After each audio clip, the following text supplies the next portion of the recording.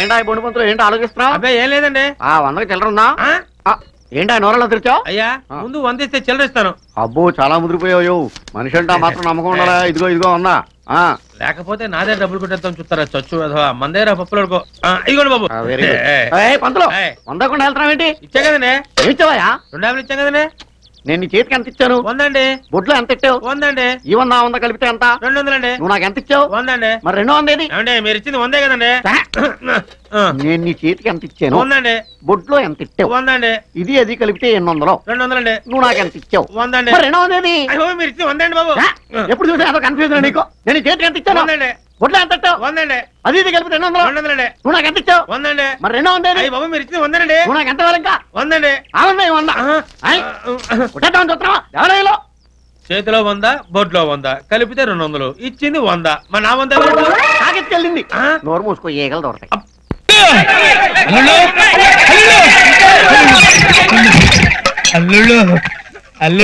రాహుగ్రహం correct గా భోజనం టైంకి.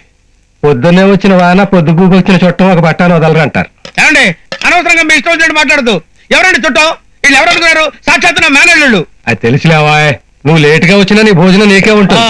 ఆ మాత్రం కొంపలు అంటుకుపోయినట్టు పరిగెత్తుకు రావాలా? నిజంగానే కొంపలు అంటుకుపోయినాయి బాబు. మన సందులో ఏం జరిగిందంటే పుల్రాజన్న ఒకసారి రాన్న. ఏంట్రా అన్న చెప్తాను. ఏమైందిరా? మా నాన్న పోయాడా? నిక్షేపంలో ఉంటే పోయాడంటే పాపిస్తాడు. ఏంట్రా నన్ను తిట్టించినట్టు పిలిచావా? నువ్వు ఊరుకోవే. పదన్నా లోనికి పదన్నా. నిన్న మా నాన్ని ఆసుపత్రికి తీసుకెళ్ళి పోతాడని చెప్పాడా? నీ నోటి నుంచి పోయాడన్న మాట తప్పేది రాదా? నీ నోరు పడిపోను, నీ జిబ్బడిపోను. ఏం లేదు పుల్రాజన్న, ఇదిగో రోజుకు 2 సార్లు ఈ మందు వాడమని డాక్టర్ గారు చెప్పారు. ఎలా వాడాలో తెలియక.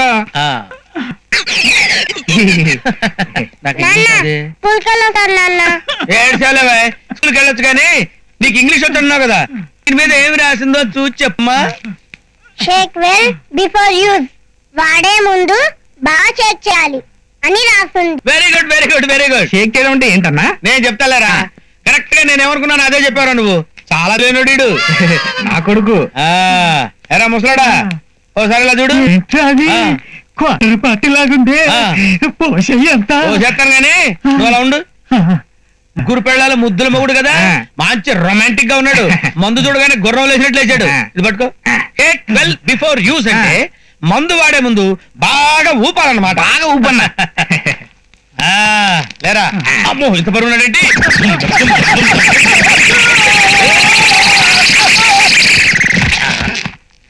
అన్న ఇప్పుడు పోసేమంటావా? పోయిరా లేచి కూర్చుంటాడు. ఇలా అయిపోయాడేంటిడు? నాకు డౌటే. నానా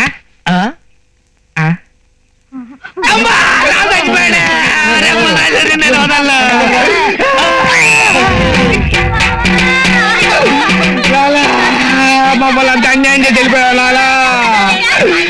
ఒరే నిన్ను వదలు, మా నాన్ని చంపేశావు. కర్మకాండ తర్వాత నేను సంకల పెట్టుకుని నచ్చి చెప్పేస్తా.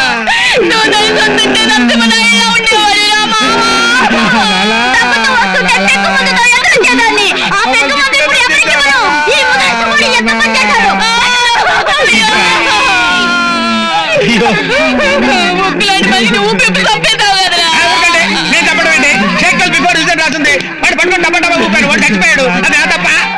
ముక్కు లాంటి మనిషి ఊపి చంపేశాడు. అయ్యో కళ్ళు అని శోకండాలు తీసి పాట కచేరి పెడుతున్నారు.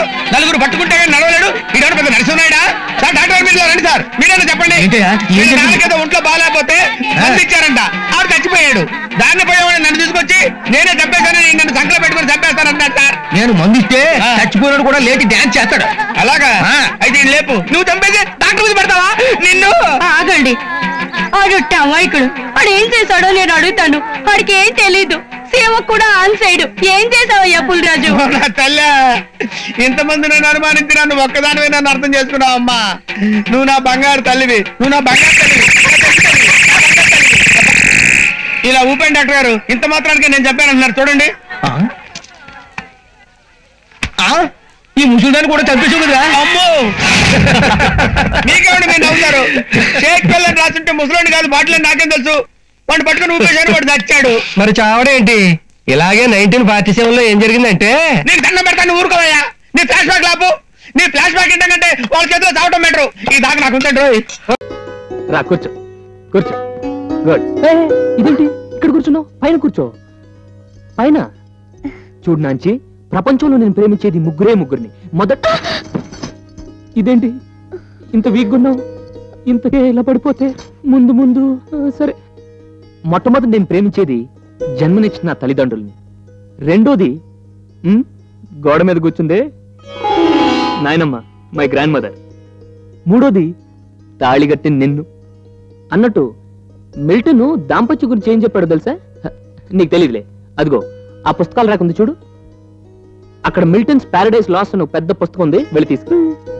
అందులో భార్యాభర్తల అనురాగాన్ని గురించి అద్భుతంగా వర్ణించాడు మిల్టన్ మహాశయుడు. అలాగే కష్టం వచ్చినప్పుడు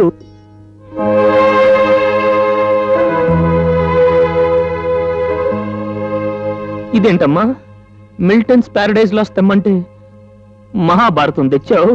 మీరేగా పెద్ద పుస్తకం తెమ్మన్నారు, అక్కడ ఉన్నటిల్లో ఇదే పెద్ద పుస్తకం. పెద్ద పుస్తకమా? నువ్వేం చదువుకున్నావు డార్లింగ్? అదేంటి పిడికిలు పిడుస్తున్నావు?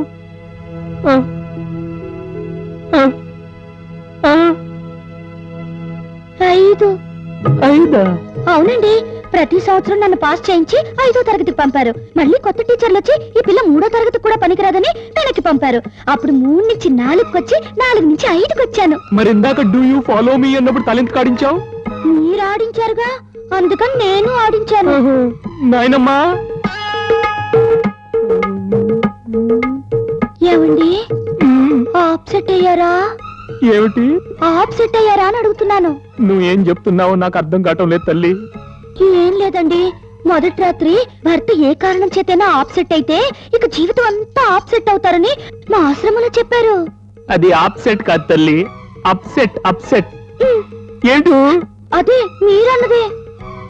ఇంతకీ చదువు విషయంలో సరే, చదువు సంగతి అలా ఉంచు. ఇంకో విషయం అడుగుతాను, నీకు వంట చేయటం వచ్చా?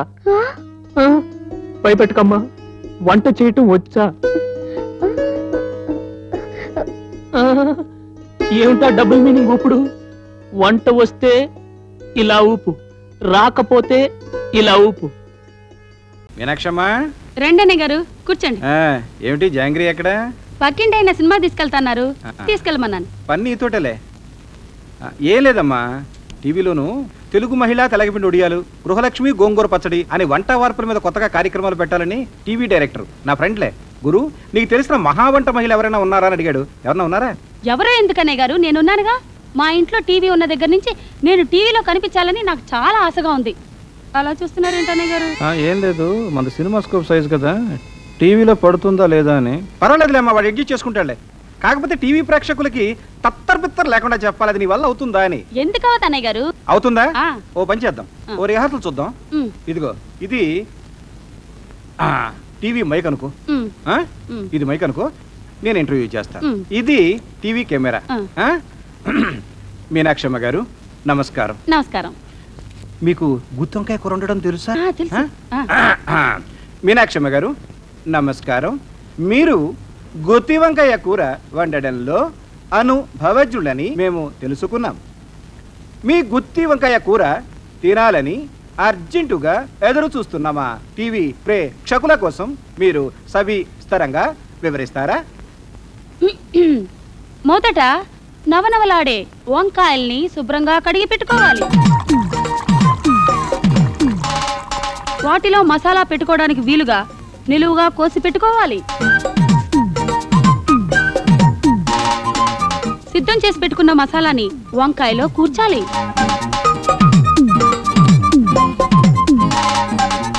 మూకిడిలో నూనె పోసి అందులో వంకాయలు వేసి వేపాలి.